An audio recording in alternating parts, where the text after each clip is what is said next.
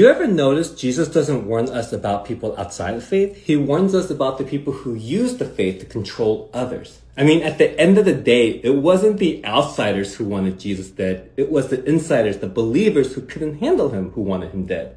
Today's gospel reading is from Luke 21, where Jesus says, "Many will come in my name saying, I am he, and the time is near. Don't go after them." Back then, people weren't just waiting for spiritual salvation, they were waiting for political salvation. Someone to fix everything. Someone to bring back the good old days. Someone to make everything great again. So anytime a charismatic loudmouth showed up saying, "Follow me and I'll fix everything," well, people fell for it.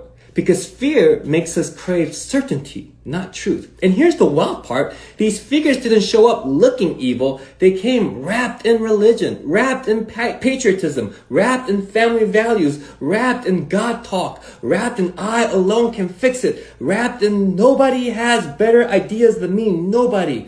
They made followers feel special, seen, chosen, better than the outsiders. And slowly the devotion went from God to that leader. Jesus never told us to worship power. Jesus never told us to win at all costs. Jesus never told us to demonize our enemies. He said, beware of the ones who claim to be the only truth, the only hope, the only voice you should trust, and who demand loyalty in return.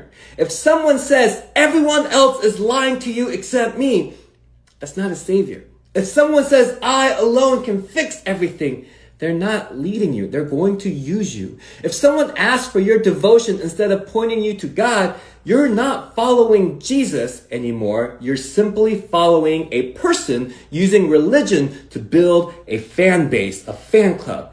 Jesus didn't manipulate people with fear. Jesus didn't need a nation to feel powerful. Jesus didn't demand blind loyalty. So if you want to know whether a leader is worth following, watch what happens when they lose power. Do they get louder, angrier, and desperate to control? Or do they get quieter, humbler, and more like Christ?